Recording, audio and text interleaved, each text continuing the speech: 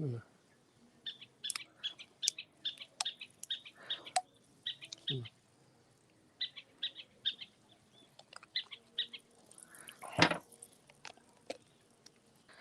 Bismillahir Rahmanir Rahim. Alhamdulillahi Rabbil Alameen. Wa salatu wa salam ala Rasulillah. Assalamu alaikum wa rahmatullah. Welcome to another episode of the Young Smirks podcast. Due to the COVID lockdown, we started to do some live podcasts, live online. So today's guest, mashallah, very special guest, Sheikh Omar Weston. Assalamu alaikum, Sheikh. Wa alaykum assalam wa rahmatullahi wa barakatuh. Mashallah, it's a pleasure to have you on the show. Barakallahu feek for inviting me, akhi. It's an honor. I've been seeing some of your videos, and mashallah, they're very unique, very unique. They have a different perspective. Yeah, I like them, akhi. They're quite nice. Jazakallah khair. You know, I've been following your Dawah for a long time. You know, because yours is very unique actually, because you're actually in Mexico, and that's right. Yeah. You've done a lot of Dawah in Mexico, so we'd like to hear more about that. So how's the lockdown been, Sheikh? Well, it's been. I mean, since March of last year. Well, it didn't really change, believe it or not. It didn't really modify my life all that much, other than going out to restaurants, which was a little bit of a habit. But other than that, my two younger girls, I was doing homeschooling with them already. And I kind of live in the countryside, and not much has modified, but obviously Islamically, with some of our seminars that we used to organize, that has cut back, but we've managed to actually increase them now online. Yeah. So I'm enjoying it, but I have to admit, I mean, right now, like my daughter, for instance, has COVID, and I mean, it's a serious thing. My elder daughter, who, because of work reasons, works in this environmentalist program, and SubhanAllah, may Allah cure them and make it easy for them. I mean. I can understand why you're liking it, Sheikh. I mean, with the palm trees in the back and a nice, beautiful garden, mashallah. You look like you're on a desert island or something. Yeah, well, not on a desert island, but actually, we're not that far away from the biggest city in the world, which is Mexico City. Well, it's not the big, I mean, it's probably, you see the way Mexico City is structured, but it has about 30 million inhabitants. So, I mean, it's a massive, I say that cities over 3 million are too big. Yeah. It's like ships. I mean, there's certain capacities for ships. You know, if the ship says it only has a capacity for 500 people, I think we should respect it. And I think certain urban areas, because Mexico City, one of its biggest problems is running out of water. But don't get me on that tangent, because I mean, I can go off on tangents. I'm warning you. Don't worry, Sheikh. Alhamdulillah, we've got all the day, inshallah. So, Sheikh, before we begin, I'd like to know a bit about yourself. Admittedly, I don't know that much about yourself. I have been following your work. I think I was made aware of your work about 7 or 8 years ago by Yusuf Estes. And also, there's a brother in the UK called Ghulam, a friend of mine. He actually mentioned that you was. I don't think you know Ghulam, but he actually mentioned you was doing Dawah in Mexico, and you know, because obviously they knew I like to do Dawah in Africa. So that's how I came into contact with your work. So I'd like to know a bit about yourself. I mean, you, on your name you've got Mark Omar Weston. So it seems that you wasn't born into Islam. That's right. Actually, well, I have to let you guys know before I go off on tangents here, talking about my personal life. I have to tell you that my life has kind of been in phases, and I have my before Islam life, which wasn't that long, but it was very unique to a way. I mean, sometimes I think back on my past life before Islam, and I see it kind of like a fantasy, like if it never really happened. And then then I have like my university years, when I first came into Islam, I changed 100 degrees. I left everything behind and I started living as a Muslim. And I had like my first phases in university. Then I went off to Medina, and then I got into the Dawah. I have like the Dawah phase. And for the last 10 years, I've kind of been into educating myself Islamically mainly on different topics, and trying to focus more on development, especially economical development, which through my Dawah experiences, it was very difficult, especially after 9/11. I had some bad experiences to get funding, and you may have a beautiful project, but funding, it's very hard to come by in post 9/11 environment, and it's complicated. It's very complicated. So I decided to just cut the fund raising and looking for money thing completely, and dedicate myself to developing my own economy, and alhamdulillah, it's gone quite well, alhamdulillah. And so, I mean, if I talk to you about something that happened 32 years ago, roughly, it doesn't mean that that's me today. I understand, subhanAllah. Sometimes people get these ideas. Yeah, it's interesting because you've been on a journey basically. So, you know, people evolve, they adapt. And it's quite interesting, some of the points you mentioned. I mean, you know, we'd like to know how you came into the fold of Islam, but also you said you traveled to Medina, and this concept also of becoming financially independent rather than depending on donations to support the Dawah and to support your work. That's a very interesting thing that I think we can learn from as well. So where would you like to begin, Sheikh? Well, I can tell you a little bit about my childhood, and so you kind of have an idea of where I'm coming from. Yeah. If it hopefully it could be inspiring to some of the people that are converting to Islam, or some of the people that are thinking about Islam. Because one thing I learned is Islam is not an Arab religion. It's not linked to a specific nation. It's a universal way of life, and it's a way of thinking, and it's basically the religion of Abraham. And I learned this at a young age. Basically, it's going through different things, and I really liked Islam, and I accepted it, alhamdulillah. I was born in the UK with British parents, and my father was a businessman, son of a very important businessman in the UK, Edward Weston, who was founder of, you know, these photographic booths where you sit down, you have them in the tube stations. Yes. It's called Photo Me International. They're still on the stock market. Sure. My grandfather founded that company, and his two sons came to Mexico to start this venture in Latin America. And it was a very interesting experience for my dad and all the family. I mean, we came over. I didn't know what to expect. I mean, I was just a kid that used to eat Weetabix and loved my English chocolates and what else, right? And I used to watch the Thunderbirds and Doctor Who, and I came out here, there was nothing, right? I mean, but it wasn't as I expected, because I used to see these cowboy things like Wild West and things on TV. And I was thinking that maybe I was going to see all these people with cowboy hats and what else. But I actually moved into this mega metropolis, which was Mexico City. Back in '73, Mexico was a very important economy. It still is. It's still in like the G20. But back then it was the sixth economy in the world, and it was booming. That's why my dad decided, because actually my dad and my granddad actually sat down, and my dad used to tell me this, and they were thinking, okay, we want to open up in different places. We've opened up in Europe, because it was an international company, right? And like, where can I send my two sons to venture out on this? And it was a flip of a coin. SubhanAllah, it was between Indonesia and Mexico.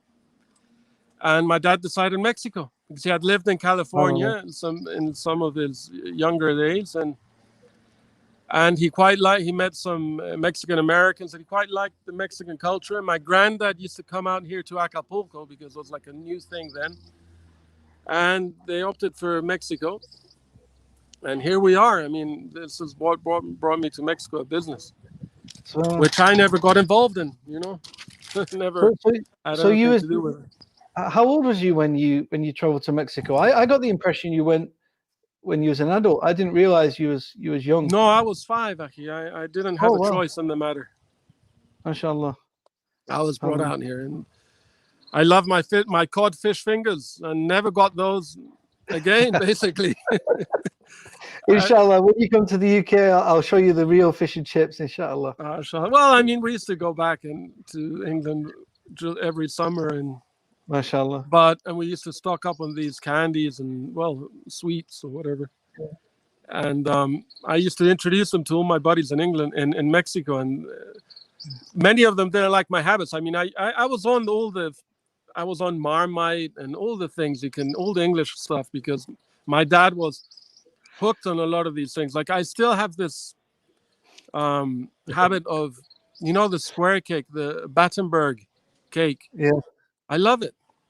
And it's because I learned it from my dad, and all these different English habits, and we grew up with this. You know, even today, I mean, I eat my cheese and biscuits and different things that I learned from my dad. With these pickled onions and. So was your family, like, was you from a Christian background, or well, actually, it's kind of strange, actually.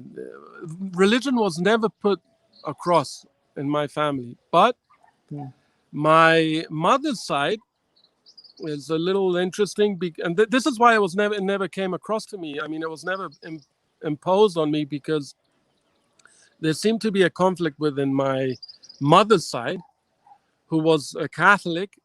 Because her mother was Irish Catholic, very Catholic school, and what else? But her dad, my granddad, was his mother was a Jew, Esther Cohen, and which we never learned much about her, but she was a Jew. I learned all this when I became a Muslim. And then on my father's side, there's an interesting story, because my name isn't Weston; it was Fischhausen. We were from a German. My grandfather's father was German, who changed his name in the war. But there is a rumor out there that it was camouflaging their Jewish origins. Wallahu alam. And I'm not like one of these guys that wants to show there's like a Jewish thing in me. As Muslims, it would be quite the contrary, right? But this is the reason I grew up in an extremely laissez-faire environment. I mean, God was never mentioned to me. That I seeked God when I was like 11, because I had a serious, I mean, things were so rosy, and for the first 6 years in Mexico, they were fantastic, like holidays all the time, new homes, but my mother had a car accident. She was in 4 months in coma, and she was like born again, and we actually like became her, I say we, me and my brother, we became like her parents. So that kind of changed my life, and I kind of started seeking out a relationship with the divine. I didn't know much. I remember I used to just pray, God bless my family, relatives, and friends. That's basically the way I ended up with my prayers, you know. But that experience really kind of, and I was alone, because my dad in those days, he was really affected by my mother's accident, and he turned to the booze. And I was living with maids and chauffeurs, and never saw my parents. I was living practically by myself with my brother. We used to get in some serious fights and things. And we were living, my mother was still in coma and living in our house. She moved into our house because she was for months in hospital, but my dad moved her out. And it was crazy living with someone that was, my mother, that was, had lost her mind, basically. And then just one day, she woke up, subhanAllah. And she was like a baby, like a child, like everything was, give me that thingy, and all this. She had like a child language, and she had to relearn everything, you know. She couldn't walk. We had to help her like relearn how to walk. she had to relearn how to do so many different things, like read and write, and so we were her teachers. So that was an experience that kind of made me think, well, I knew that deep down inside I had no power myself. This is something I learned as a child, but I didn't know where, and then I ended up in so many different things from there. Yeah, it's quite hilarious, actually. I mean, some of the things I can tell you, people actually crack up in front of me when I start telling them. Because they're a little ludicrous and strange. I mean, I've been on everything, on peyote trips, on LSD trips, and mushrooms, and I can tell you some experiences. But alhamdulillah, I need to warn you, this was back in the Jahiliyyah days, in my Jahiliyyah days. Alhamdulillah. And I became Muslim very young. I had just turned 20.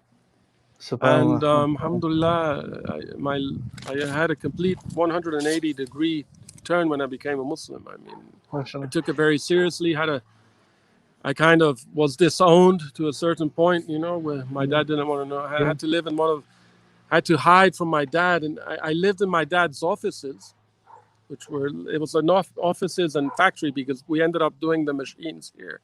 We used to buy them from the UK, but then Mexico devalued. That's another story. The Mexican. But I saw my image went there. That was probably my line. Yeah, I think you're back now. Am I still with you? Yes, you're still with us, yeah. Alhamdulillah. Okay. It's here on my screen. I disappeared for a little bit. Yeah.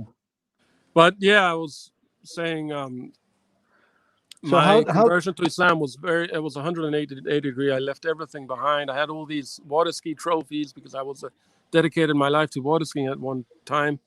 Just before I became a Muslim, I was a world-class water skier, and I went to the local dump, the local trash bins, and I threw out all my trophies, photographs, and I used to go to school with thobe and imama until I went to Medina, and I learned that wasn't like the sunnah, right? I was indoctrinated by Tablighi Jamaat to start with, but it was strange because I used to like reading, so I started reading everything. I read Bukhari from front to end, because that's one of the first books I got a hold of. Yeah. Sheikh, how do you find Islam in Mexico City? How did you come across Islam?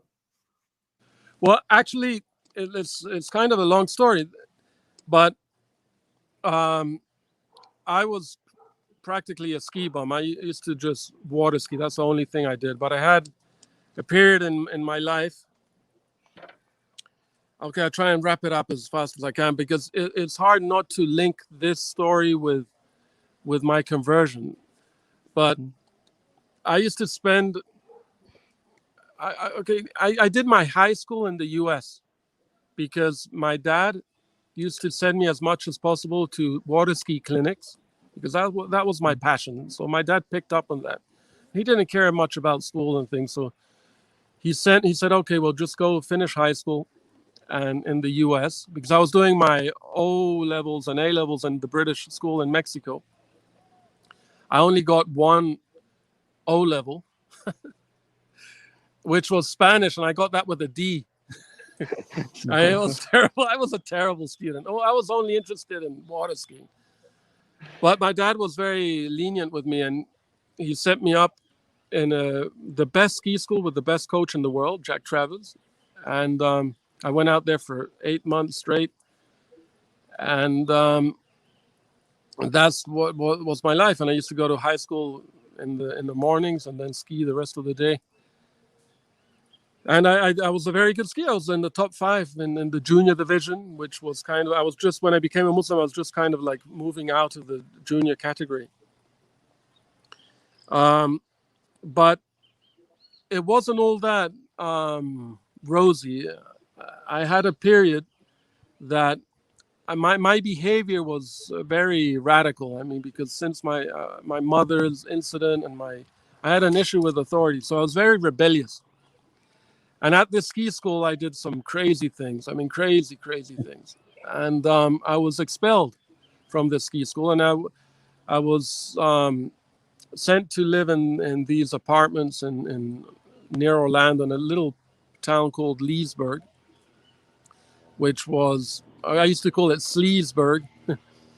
It's just a little hick town near Orlando, typical American southern town.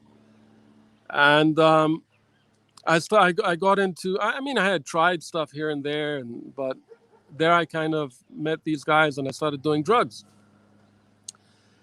Then I finished my high school, because I was put into these apartments just so I could finish high school, because I was expelled from the ski school and I was kind of black labeled and no other ski school would admit me, and it was bad news. Even though I was one of the best skiers in the world of my age and my age group, I was completely black labeled. No one, I mean, I was shunned by the water skiing community. And so I was in this apartment by myself, and I hang out with these strange people, American people on drugs.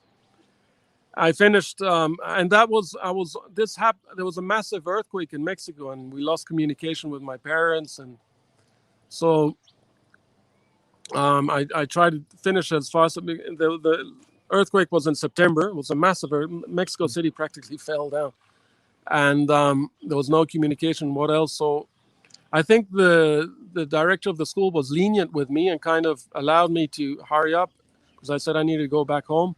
So they set me up, and I finished high school when I was still like in 16. I mean, they just fixed everything up for me. I think they really helped me out. Gave me my diploma, and I was back in Mexico. And when I came to Mexico, I sat down with my dad and I said, listen, I'm not interested in studying anymore. Yes, I fucked up and I was expelled, but I'm still a good skier, and you know it. And just lend me the car and let me go down to the lake house, and I'm going to ski again. And he let me. I was out there for about 7 to 8 months. He paid for my gas, my food, and I was out there skiing. But then I started hanging out with the wrong guys here in Mexico. And I became a serious, basically, my general rule was not, I didn't do anything that wasn't natural. Nothing injected, right? So I was really, I used to smoke about 6, 7, 8 joints a day. I mean, it was like all the time smoking and skiing, and trying different things here and there, but mainly it was marijuana. And I had some serious experiences that started making me feel like I needed to have a life change. And one of the things was a fight I had with my dad, a literal fist fight. And when the housekeeper actually had to come down with his rifle and put his rifle on my head and tell me to leave my dad, because I was practically, I mean, because my dad hit my mom type thing, and I had to,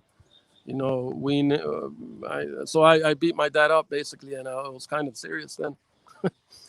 And I run away with the car with no keys. That's another story. I managed to crack the car open, and I went for my another ski team member who was also a rebellious guy. And then we went for this local drug lord who we used to call, his name was Roberto. We used to call him Robert. Instead of calling Robert De Niro, we used to call him Robert De Kilo, because he always had a kilo stash. So anyway, I mean, we tied up a surfboard on the roof of the car, and we went out for like a 2-month surf trip.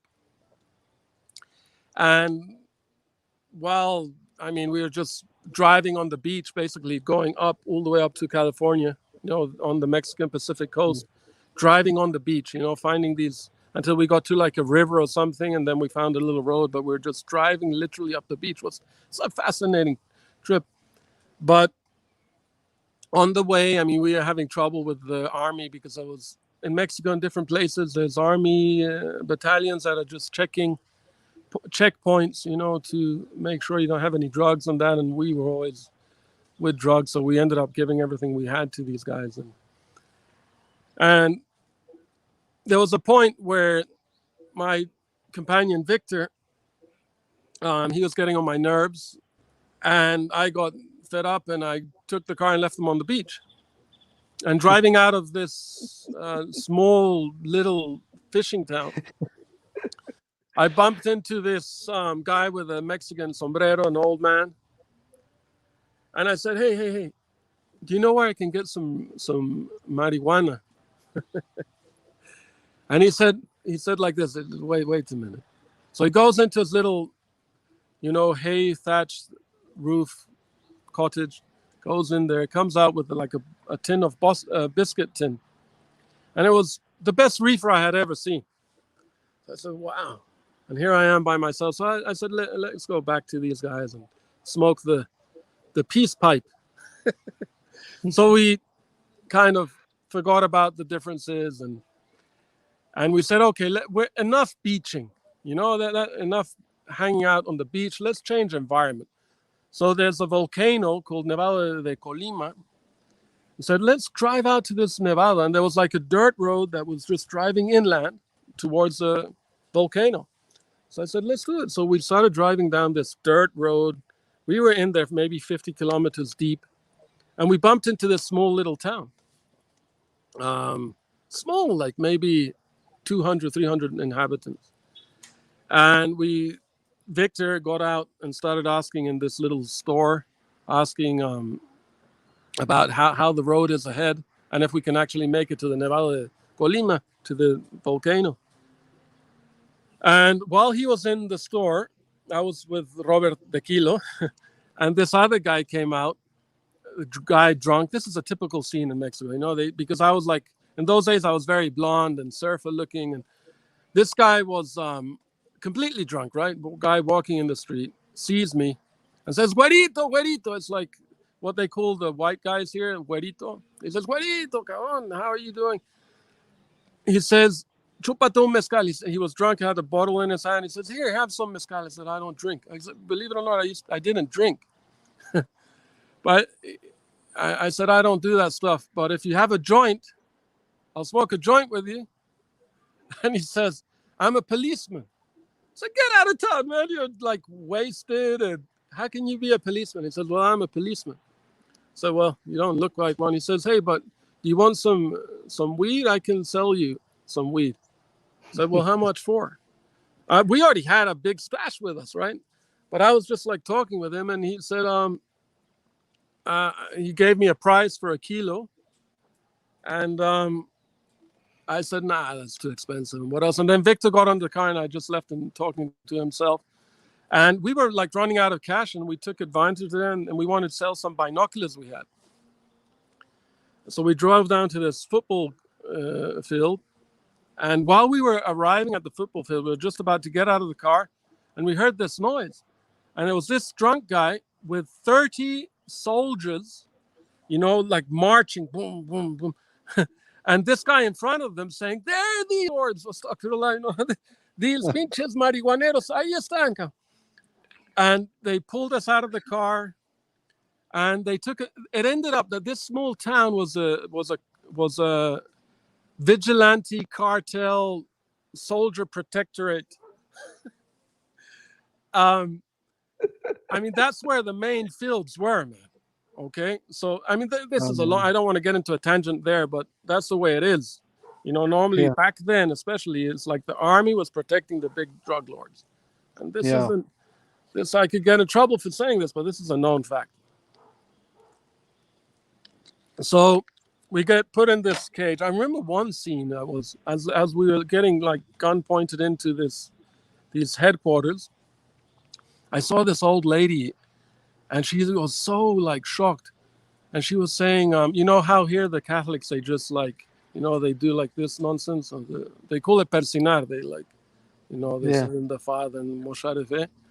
Then I saw this lady. She did that. She did this crucifix thing, and she said, "Oh my God, poor kids." And that it kind of dawned on me. I said, "Well, maybe this is some serious stuff." So we were put into this cartel thing, and we were all separated. Wait, actually, this is just the beginning of it, man. I was just thinking of something. When you said the Christians to do this. Uh-huh. So my dad used to say it was spectacles, testicles, wallet, and watch. Yeah, I've heard that one. Yeah, there's a lot of. Yeah, it's like, where's my wallet? You know where? You know. The important thing is the testicles. Yeah, the testicles are the spectacles.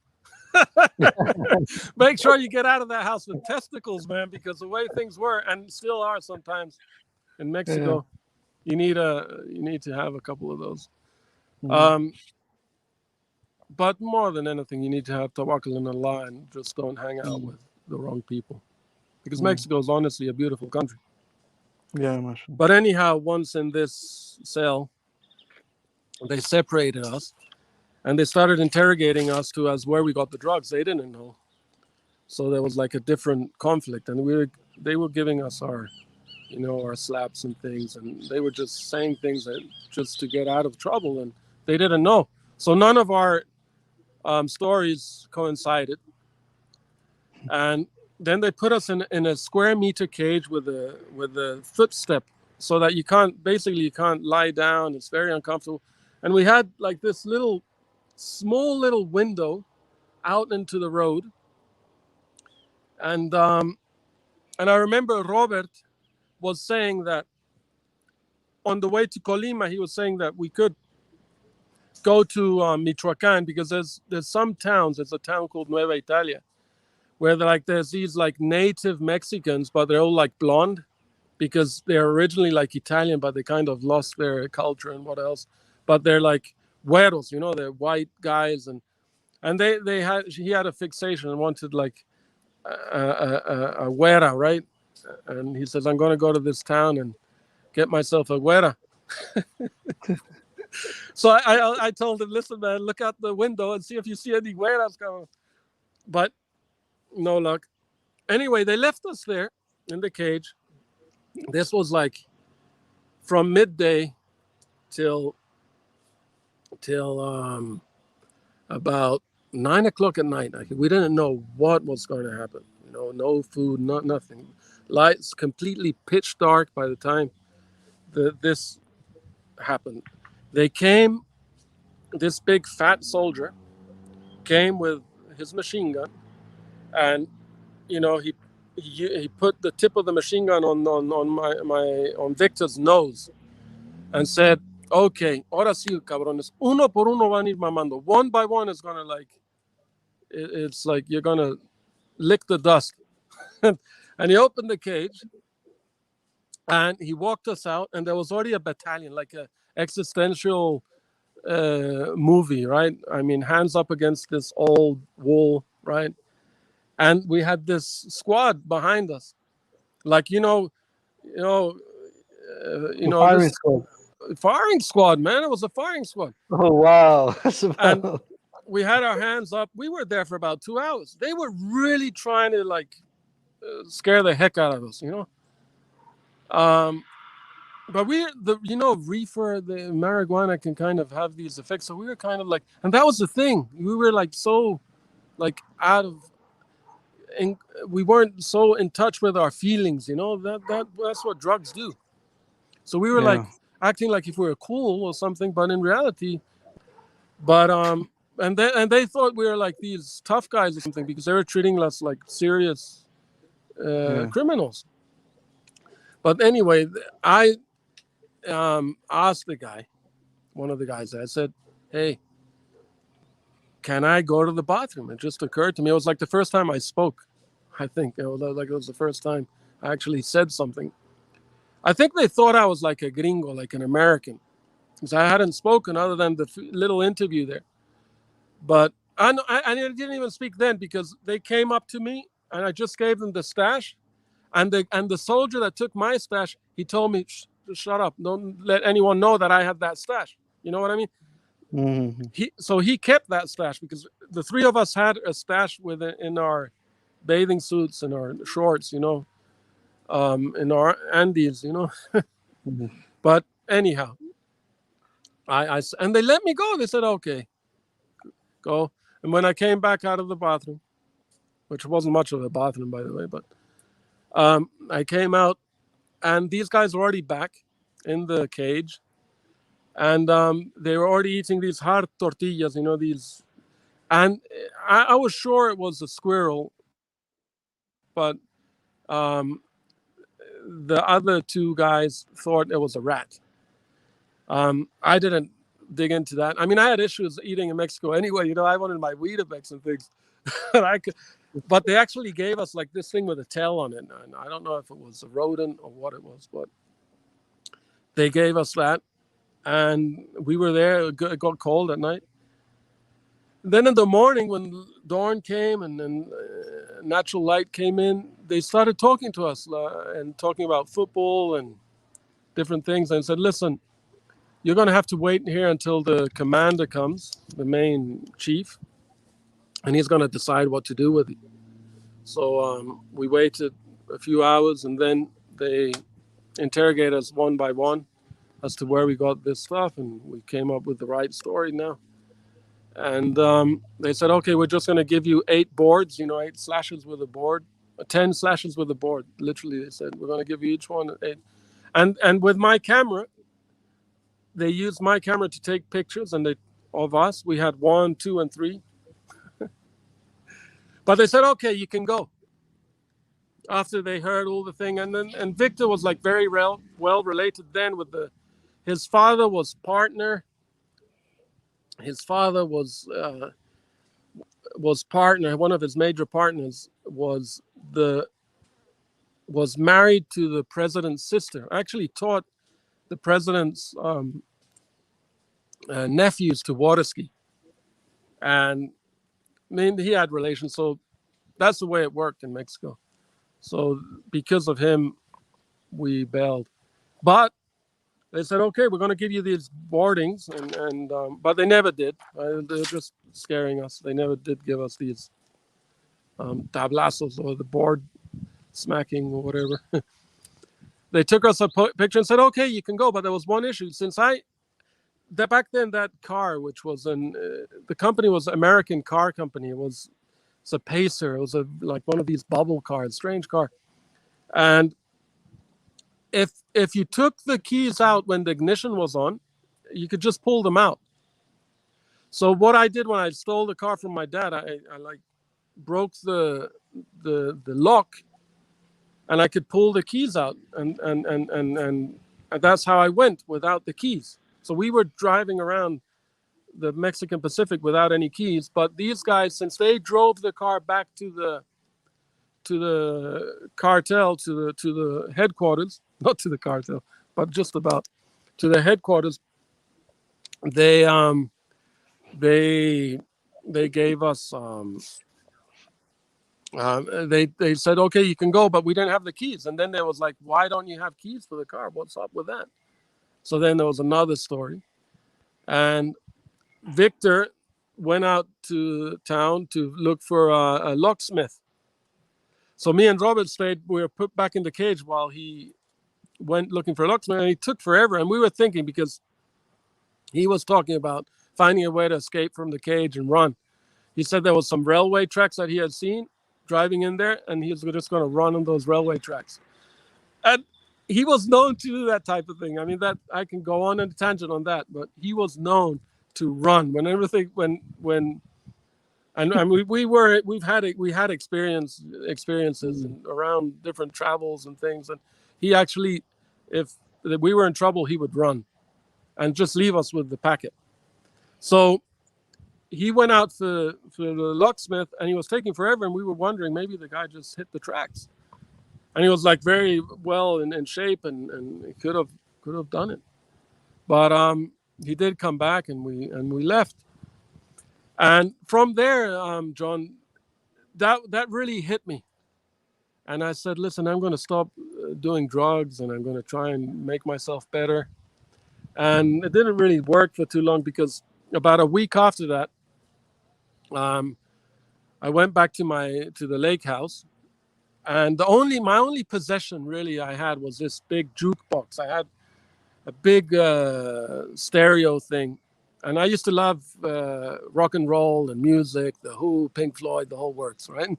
So I used to just sit back, smoke a J, and listen to the lyrics, man. They were prophets of the past, man. I mean, honestly, Oh.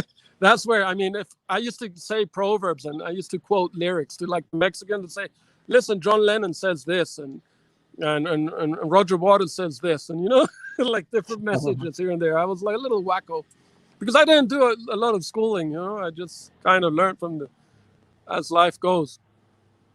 But anyway, I went back and my only possession was gone. My dad had taken it, and so I had to go and I said, where's my thing? And the caretaker there, he said, listen, your dad took it and he wants you to go and meet him. My dad lived in a place in the mountains. My parents were divorced and my dad was with a woman like every other week and doing his own thing. But occasionally he like really wanted to sit down and talk to me. So that was like his way of getting me to go there and speak to him. And so I went to his house and said, now what's going on? And said, listen. Oh, and he took me out to the garden and started kicking my feet, just really bad kicks, in the shins. So he used to play a lot of football. He did. And he says, listen, and the typical English guy, you piece of water, never will you hit me again. The basic message, you're not going to get away with that again. But listen, you need to get on your feet. And what's with your life? You need to, and it kind of coincided with what I was feeling actually. And I said, yeah, well, I want to get straightened out. And he said, listen, because my brother we were just like 1 year different, but my brother was in university in Florida doing really well. And he was like the very educated, the guy to follow. Today, he's a schizophrenic and I have to take care of him, but that's another story. But he was like the guy in college, the guy to follow, and what else? And I was like the ski bum, but I was a good skier though. And my dad tells me, listen, we need to do something with you. Why don't we go down to this new area that the Mexican government was going to develop called Huatulco, which is beautiful. I wish I could have had my stuff together then. And he said, we're going to find a little property, do a little like small hotel or something, and you can get yourself going, because I don't think you're going to do much with your life water skiing. And he was worried about the drugs and what else. And he already had something on mind, which I couldn't start talking about because it would make it really long. But anyway, on this drive down to this new beach, we were getting pulled over all the time by these soldiers, because we have like checkpoints in some parts of Mexico. You have checkpoints back then, especially. So, I mean, my dad wasn't an issue, right? But I used to have my paliacate, like a little scarf that I used to tie around my long hair, and I looked like Jimi Hendrix type thing. I had my long hair and my paliacate, and I had my army pants, and I was going. My dad was like, the first time they stopped us, they actually opened the motor hood, which is like they're really looking for something, and my dad's like hitting me across, like, fucking idiot, like, he's like really upset with me. He's like, we're in this shit because of you, man, and my dad's telling these people, I laughed that time. I actually had to laugh. And my dad, these soldiers are telling him things like, where's the stash? And my dad's saying, I don't do that shit, And he says, this is really bad. And his Spanish wasn't all that good. He's saying, this is really bad for turismo, malo para turismo, bad for tourism, right? And the soldiers, once he takes off, my dad, he was fuming. He was a neurotic, man. But he was fuming, he took off. And the soldiers shouted out, next time, Wanka, come back on a plane, fly back on a plane, like he did so much bitching, they just told him, come back on a plane. Right? So I laughed. I said, listen, Dad, you need to chill out a little bit, I mean, these people are serious. I couldn't tell them about what had just happened, right? But I said, man, take it easy with these guys, man. These are serious guys, man. I mean, they could put you in a fucking cage. I didn't tell him, but I was trying to, tell him, like, listen, these guys aren't playing around, man. Take it easy with these guys. But he was always like on the defensive. But anyway, we went down to this place, and I had my stash on me, you see. I didn't really reform. So that was the whole point of saying that. I mean, it lasted for a week, and by the time I was already going down to Huatulco, I already had my stash in my pocket. And when we were in Huatulco, my dad found a guy that we knew from a long time ago that used to sell outboard engines, and he went out to have some beers with him, and I went out with them. And this guy could see, and I knew him from a long time back, but we're a different age group. But I knew him from skiing days, and I've met him recently again. But this guy saw me and said, "Why don't you have anything you smoke?"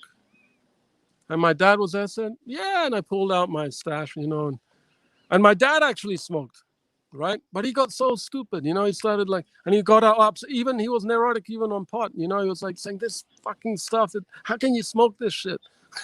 He was like feeling bad, and about his feelings, and he had a bad trip, we say. So Sheikh, was it a lot of these? I had similar experiences, just before accepting Islam, getting into trouble, getting, just these kind of realizations in life. You start to think, subhanAllah, that I can't carry on like this. If I carry on, I'm going to be in prison. I'm going to be dead. Who knows what else? So it seems like you also had that a lot of these experiences. So would you say you were searching for something? I knew there was something up there, I knew that it didn't make sense. And then I started philosophizing about different things. And then my dad sent me back to Florida. He said, "Okay, why don't you go to college like your brother did?" So he actually set me up, and I went to the university, and they said, "Listen, you need to, since you only have your high school diploma," and they wanted me to take math, and a prerequisite to get into university was taking a summer course in English and math. And I said, "Okay, yeah." But then I went off with Victor to a ski school, started skiing, and then I got invited to a tournament in the KP World Cup in England. So I went representing Latin America, because as I said, that's kind of saved me, because I was always a very good water skier. So I got invited on the Latin American team and went out there. And my dad happened to be out there too afterwards. Said, "What the heck are you doing here? I mean, I thought you're going to go to college." So, "Well, listen, that doesn't really work for me, and I'd rather water ski." And so after that tournament, I went around Europe and things with my buddies, and then I came back to Florida, and I skied for about 6 months. But I went downhill from there. I got put in jail, and I did some crazy things. Ended up in psychiatric ward in Orlando, Florida. And then I was 4 months in rehab in Mexico. My dad pulled me out of that psychiatric ward and put me in rehab in Mexico. I came out of that. I was rock bottom. Some crazy experiences in those rehab things, man. Crazy stuff. Crazy people. I mean, I went from like a very nice, trendy, Henry Ford type thing, to I was thrown out of that for getting in a fight, and I was sent to like the Mexican psychiatric hospital, and that was some crazy. And they started putting me on meds, and I was getting drugs. I was smuggling drugs into the psychiatric hospital, and don't ask me. I don't remember how I managed to do that, but they gave me these meds, for Haldol. Back then it was Haldol, and these psychiatric meds are terrible. So there was like my first day on these meds, and I smoked a J, and I started hallucinating these effects of the meds. And so I went to the doctor on the ward, and I said, "Listen, I feel terrible. I smoke marijuana." And he started interrogating me as to where you get the marijuana. So I went and locked myself in my room, and with clothes and everything, I just put myself under a cold shower, trying to get out of that horrible sense. And I broke down. I remember I went into church that day, because they had a little capilla, they call it, like a small church with all the Catholic stuff, right? But I just broke down on my knees, and I said, "God help me, get me out of this mess." And like a week after that, I said, "Dad, get me out of this place, man. This joint, I mean, I'm not crazy, man. I mean, get me out of here." So he helped me. He sent me back to the other place. Then I was like really rock bottom. I started hanging out with my friends again, like the whole crowd, and got on drugs again. But something great happened to me. This was from Allah subhanahu wa ta'ala. My friend Victor, he said, listen, Mark, I went to California and I met this guy, Jack Horton, a great guy, and his wife, Gretchen. They did these private lakes and they're really nice guys. And they said, I told them about you and your water skiing, and they said, you can come out and ski here. And they gave me a job. So I went out there, and it happens to be that Gretchen, the wife of the owner, was very religious, very Christian, born again type thing. So she started giving me books and sending me priests and things, like these local pastors, and they started giving me Christian Dawah. But I remember very well that one of my first questions out is, in this religious experience, was, who is Jesus? Is Jesus God? And then they got onto that trip. And while all of that was happening, me being in psychiatric hospitals and what else, my brother, who was like the educated guy of the family, doing finance, and he was going to he had high ambitions. He wasn't too well either, and he started. Because he had done the same drugs I had done, and he started searching religion too, and he started reading the Bible from cover to cover, and he wanted to buy a Quran from my dad. He wanted to buy a Bible from my dad, sorry. And next to the Bible, there was a Quran. And he said, well, let me refute these guys, see what these guys are about. And he started reading the Quran and said, SubhanAllah. He said, this is it. And so I was in Florida. I was in California. He was in Florida. We met up in Christmas in my dad's house. He already had a beard. He looked like a Jew, I told him. And he said, no, I'm a Muslim now. Before that, when I was still in California, my mom calls me up and says, you know where Gregory is? That's my brother. He said, no idea. He says, well, he's not in university anymore. He's gone. No one can find him. And no one knew where he was until basically in Christmas, until my grandfather told us all that he was in England with him. My grandfather used to live in Jersey on the Channel Islands. My father's the businessman. And so my brother Gregory went out to meet Cat Stevens, because we used to listen to his music, right? So when my brother was learning about Islam, became a Muslim, he says, are there any white people in Islam? Because back then in Florida, it was completely different back in the late 80s. But anyhow, that's the way it went. So we met up in Christmas. He gave me Dawah. He gave me 2 books. He gave me Jesus, a Prophet of Islam. And he gave me Morris Bukel, Quran, Bible, and Science. So I took back that to Florida. I was already off drugs, skiing well, but I was a Christian. And in Florida, after that, I started praying as a Muslim. And then I just said, I'm stopping. I'm going to go to Orlando to the mosque, and I became a Muslim. And then I went to this Tablighi Jamaat Ijtima, went 40 days, with the Jamaat, and stopped skiing and left my girlfriend and just changed my life. Came back to Mexico in a thobe and my imama, and went to university, because I remember I did shura with the Muslims. Yeah. And I said, what do you think I should do with my life,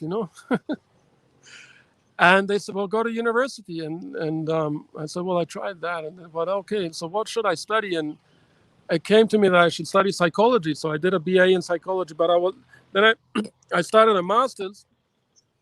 But then I got this scholarship to go to Medina. It was like an unexpected thing. So alhamdulillah, I got the chance to go to Medina. So all this story was all up until the age of like 20 years old, subhanAllah. You had a very busy life. Yeah, I went to Medina. I was 22, 3, I think. Yeah, subhanAllah. So that time of, you became a Muslim, subhanAllah. Now you applied for Medina. You got into Medina University. What time was this? This was in the 80s, right? That was actually, I got accepted it was the end of 1990. 1991. It was just while Iraq, Baghdad was getting bombed, Desert Storm. Yeah. So like 19. And my mom was saying, "Are you sure you want to go out there?" You know. Yeah. We were watching CNN. Those clips were like, and I was like just a week from getting on the plane, and my mom was saying, and my mom normally didn't care about, it's like, "Mark, are you sure you want to go out to that place?" I said, "Well, it's a little distant. It's not like quite in Baghdad, Mom. Yeah. It's like there." So so was this the first time going to Arabia, going to Arabia? And how was it, that first impressions of you landing? Well, I cried as soon as I got to Jeddah, because I had already lived Islam for about 4 years, my college days, by myself practically, and in Mexico, that's another story. There was nothing in Mexico, practically nothing. I mean, I had to form a community myself practically from scratch. But when I went out there, when I was in Jeddah airport, it was time for Salat, and I heard the adhan in the airport. I cried, man. I said, "SubhanAllah, this is amazing." Because I mean, I got into Islam full-heartedly. I mean, alhamdulillah, since I took my shahada, alhamdulillah, I didn't leave any salat, and I was serious in the deen. And as I said, I was dressed in thobe, and people used to laugh at me, and I used to, because there was these cartoons called Kaliman. These Mexicans, they don't read much, but they had these things called Kaliman. It's like comics. And there was a guy with a white thobe and an imama, right? And they used to see me in the street and shout, "Kaliman, Kaliman," or "Ali Baba," they used to shout at this Ali Baba stuff. And I was like, yeah, cool, whatever. SubhanAllah. Another Jew, I remember I was on a Jewish street, and this Jew looks out of his window and he says, "Hey, did you break your head?" He thought it was like a bandage, he was just mocking me, but that was like the attitude, I was kind of like getting the back end of being a Muslim. So how long did you stay in Medina? How long were you studying in Medina? I was there. I was just before I went to Medina. I got engaged. There was this girl in university who's now my wife. So I gave her Dawah, and I said, "Listen, I can't be playing around with girlfriend boyfriend thing." And alhamdulillah, she was a good girl. She was educated and a virgin, which is strange in those environments, but she was a good girl. And I said, "I'm going to go to Medina. I just got accepted." It was it was immediate, it was strange. It was like I hadn't prepared for this. So I said, "But I got this ticket to go to Saudi Arabia." I said, "Do you want to come?" And she was like, "Okay, let's go." I said, "Well, we have to get married and go." So we were engaged, and then I left. And while I was there, I was trying to get my wife out there, and it was practically, and back in those days, it was very difficult. And since we weren't officially married and things, and it just didn't happen to me, so I hung out there for 2 years. My goal was to learn Arabic and bring some books back and learn about the deen. I used to spend a lot of time going out to the scholars. I tried to meet Sheikh Uthaymeen. I was trying to do different things out of the typical university environment. And then my master's was in educational psychology, and I wasn't too impressed with the methodology of Medina as far as the educational system was. I mean, I would much rather go study with the Sheikh. That's what I wanted to do. But it wasn't. It was very easy, very difficult to do that, and it still is. Yeah. So I came back to Mexico and started on Dawah, and then dedicated about 10 years of my life full-heartedly in Dawah. Started working in the Saudi embassy. We opened up because they're going to do a big mosque in Mexico. That's a long story. So I worked in the Saudi embassy, Islamic affairs. I actually opened an Islamic affairs department in the Saudi embassy. And that's strange a strange thing. But then 9/11 came, right? And that was that was a big issue. That really hit me hard because a lot of things happened and a lot of people I knew and what else. It was complicated. And then I Then I had CIA issues, all these guys knocking on my door, and of course, I had a difficult time. It was very sad. I think that was one of the worst fitness I had. Actually, I was in the States. I used to go to the States every month or so, and I was detained, put in detention center as like a terrorist, and in this horrible cell, treated like, and then I was deported back to Mexico. And since then, I it's been like 5 years since alhamdulillah, they stopped calling me now. But I used to be very, very open. Like after 9/11, the 13th of September, like a few days, 2 days after, I was getting interviewed by CNN, Spanish. Yeah. And I said it would be a huge mistake for the U.S. I said it wouldn't be a Christian thing to take revenge on the poorest country of the world, Afghanistan. And no one had spoken about that yet. But I was kind of like, I knew that's where it was heading. So I said this, and I was getting interviews left, right, and center from everyone, because I was the director of the Islamic Center in Mexico. Yeah. Representative of the Saudi stuff, right? And so everyone was calling me, and I was going a little radical there. So I had eventually the Americans called me up and said, listen, I saw the news article that we will never defeat the Taliban. And I wasn't like supporting the Taliban. I was just saying that it just won't work. I mean, why would they think it's going to work? And it didn't work. I mean, I'm sure they remember me, but I just simply said, listen, just sending in troops there, it's not going to work, and it's not going to work. But they called me up and said, I remember the first encounter with the Americans was they came. We had a 3-building Islamic Center, a 3-story. We had like a cafeteria on the first, second floor was like Dawah Center, and then we had the mosque on top. And we had this cafeteria. So I used to receive people in the cafeteria first. And so this American guy came. He was a nice guy. We actually went golfing with him later. But he said, listen, Mark, I think if you think this thing was like done by us to, if it was like a self-perpetrated thing. And I hadn't really said that. He says, this is not right. I mean, this is, so he was like on the defensive, that trying to get me out of that thinking, but I never said that. I just said that it's a little odd. Evidence is a little strange. And I was like just speaking my mind, right? And as I'm doing now.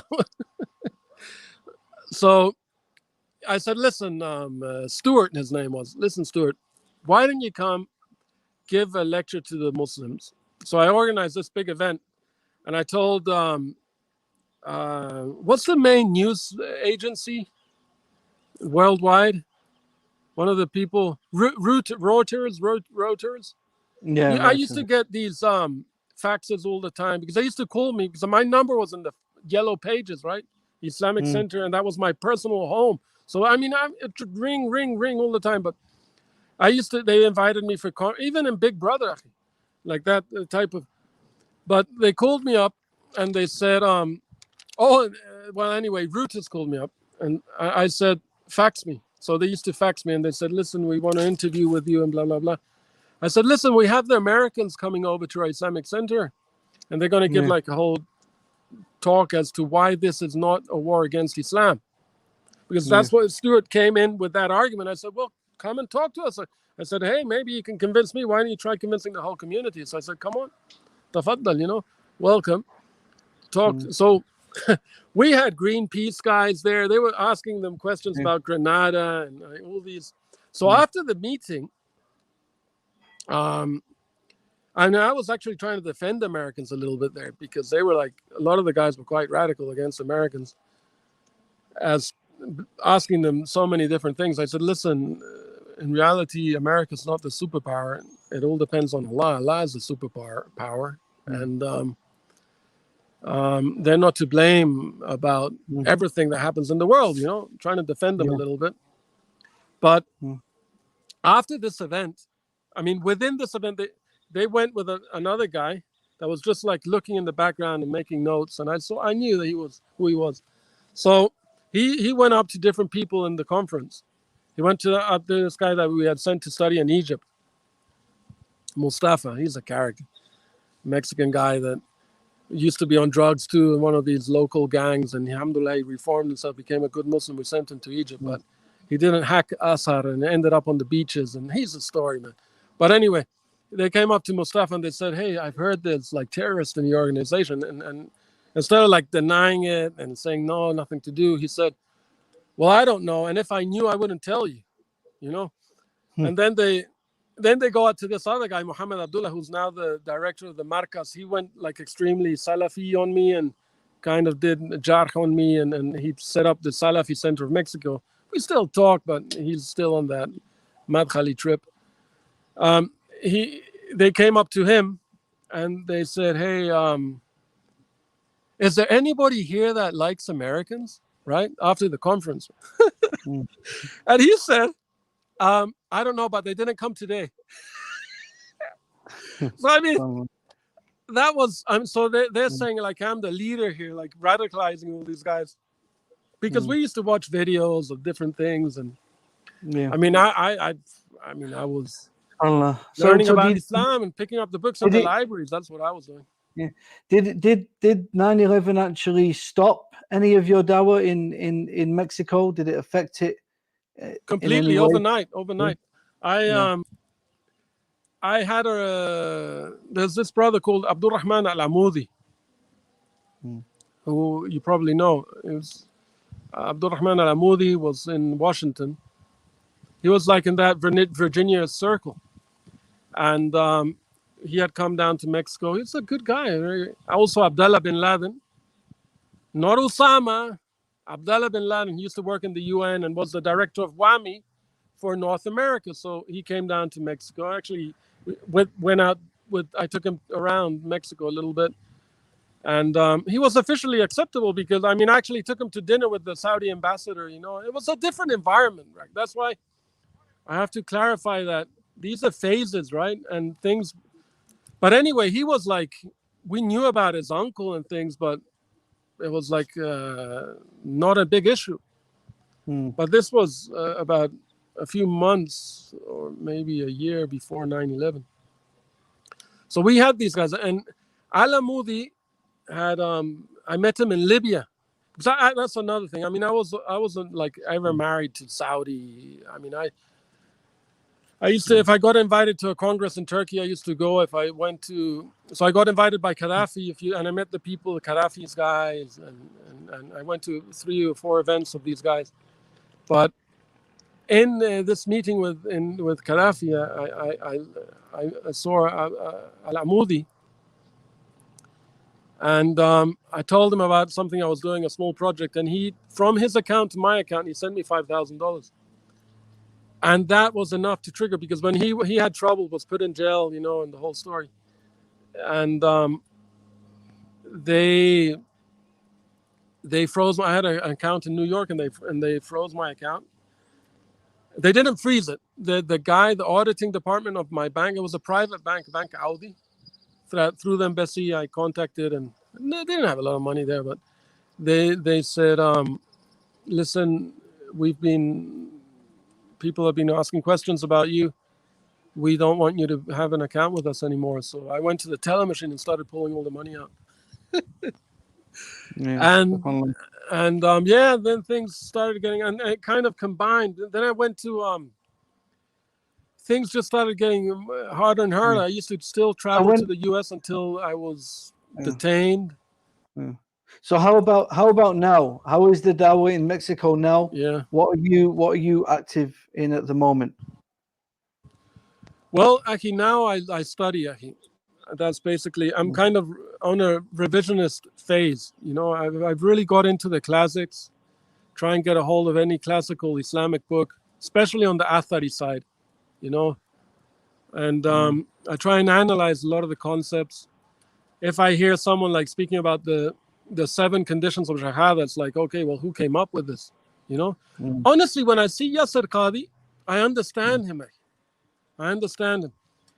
I can see his revisionist, but I think he's overburnt the cake a little bit. I mean, he's gone a little too far, but I think we pushed him there. Just a bit. Honestly, a lot. Especially these Madkhalis guys, they started, and these other wackos, you know, ISIS guys So, I mean, I think that, I mean, if we want to get into theory and stuff, I mean, and Dawah and what I'm studying, I mean, that would take a while, but I honestly think we should be focusing on learning about our major differences with what's our position, you know. That's what I criticize about Yasser today. I mean, he says I have sympathy to the Athari Creed. Yeah, but why haven't you ever given a nice speech? I mean, he says he loves Ibn Taymiyyah. Why doesn't he give a lecture on? I mean, he's given some academic things about Ibn Taymiyyah, but what Ibn Taymiyyah's positions are of Asma'ullahi wa Sifatihi. Why doesn't he get into? I mean, he says like the Kalam. He's one of his latest ones. He says the people of the Kalam, and he does criticize them in a historical sense, like, which is something I've delved into a lot too. But I mean, okay, yes, there's this historical thing, and it's known that they've taken out of Greek philosophy and what else, but the concepts, Aki, the concepts.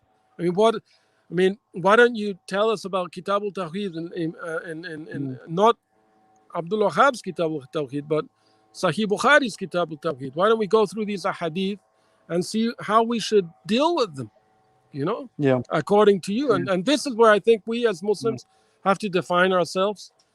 I mean, I don't care about the mainstream anymore because they're going to have to get re-educated. I mean, the Democrats talk about putting a chip into some Trump supporters. Actually, I honestly think there's a lot of Muslims that need to get the chip of Iman. But Iman has conditions. Actually, Iman, it has a core which it's founded on. And if we need to go back to that core, and I know, generally speaking, we have this agnostic view, like, oh, I don't want to get into this. Yeah, but we have to get into it. We have to know where we stand. You know, I mean, especially like the Ghazali, Ibn Taymiyyah issues. I mean, we need to know where we stand, because I hear so many brothers, even, I'm not going to mention names, but they say, oh, Ghazali this and Ibn Taymiyyah this. But where do you stand, Aki? Because in many cases, they're opposing ideas. In many things, so many things. I mentioned this before, but I don't really want to go into it too much here, but I understand where you're going, you know, because a lot of people are quoting certain scholars from the past, and they don't know the repercussions of that and the whole belief of that particular scholar, you know, and the lay people kind of take that reference from you. If they hear Omar Weston quote a certain scholar, then that becomes a reference from you.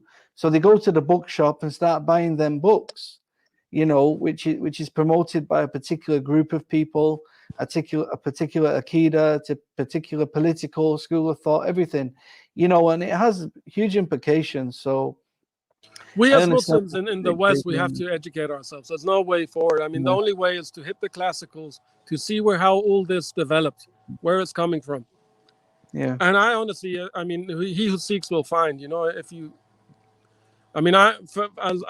far as the Kalam debate, for me, it's clear as can be that the position of Ahlul Sunnah wal Jamaat, of Imam Ahmad ibn Hanbal and some of the earliest scholars is clear cut. You know, there's no way to justify where the Kalam went, but things that be built upon Kalam, you know, and some of the severe Kalam. I mean, like the Shias. I mean, I was amazed to learn. I mean, they're like dalala upon dalala, you know.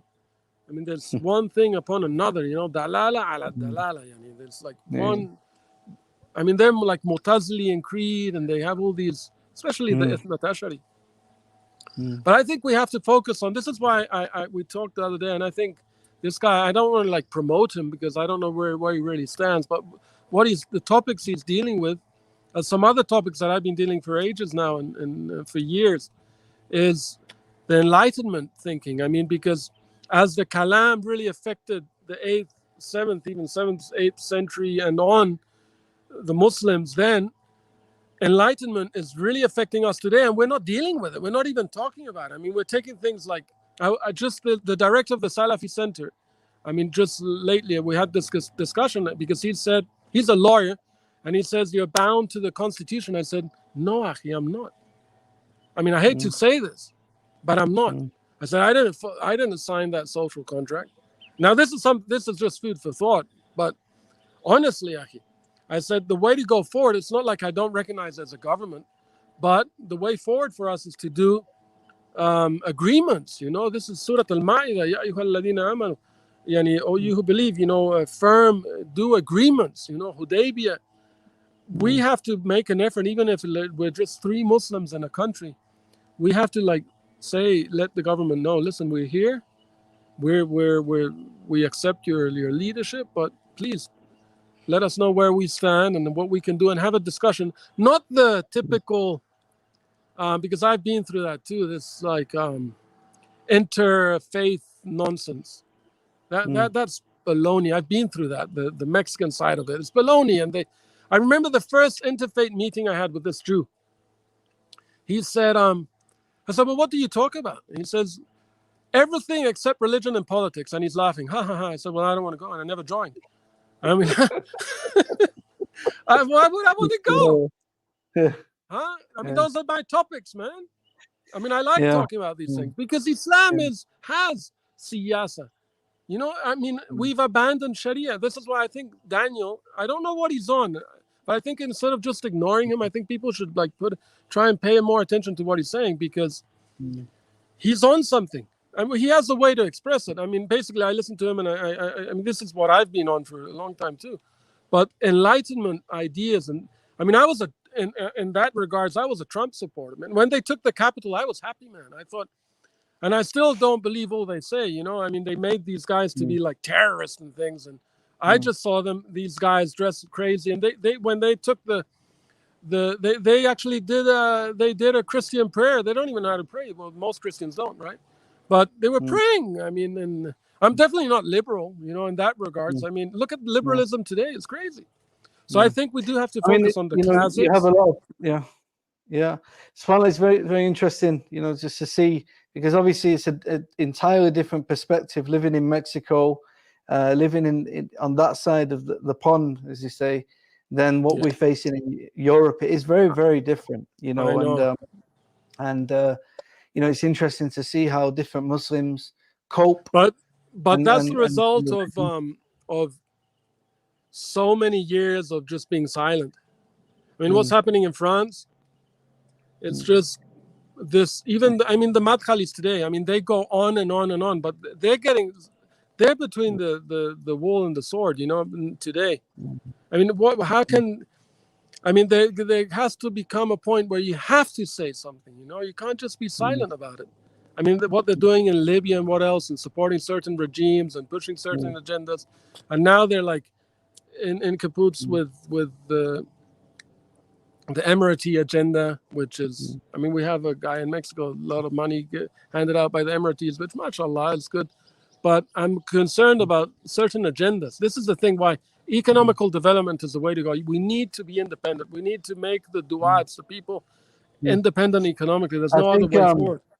I think it would be good to get you on again sometime. Maybe we can speak about how you've kind of become more financially independent in terms of, you know, supporting yourself and the work that you're doing over there. But I think that'll be another topic on its own, inshallah.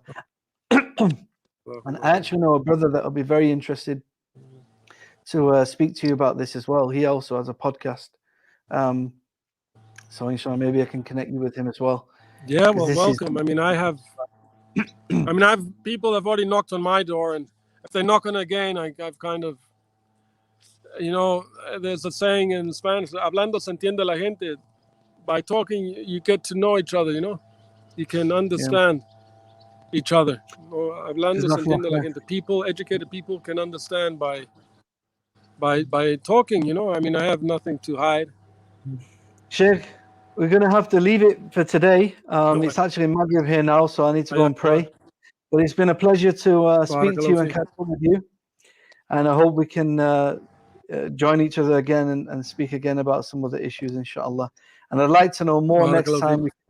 We can go more into your Dawah work in Mexico, inshallah, and learn a bit more about that. And give us guidance over the years. And help us. And then we have a small hotel here, and we have some properties in Airbnb, and You're welcome, Aki. If you want to get a taste of Mexico, nice Mexico, go golfing. We live here on a golf course. We can go water skiing.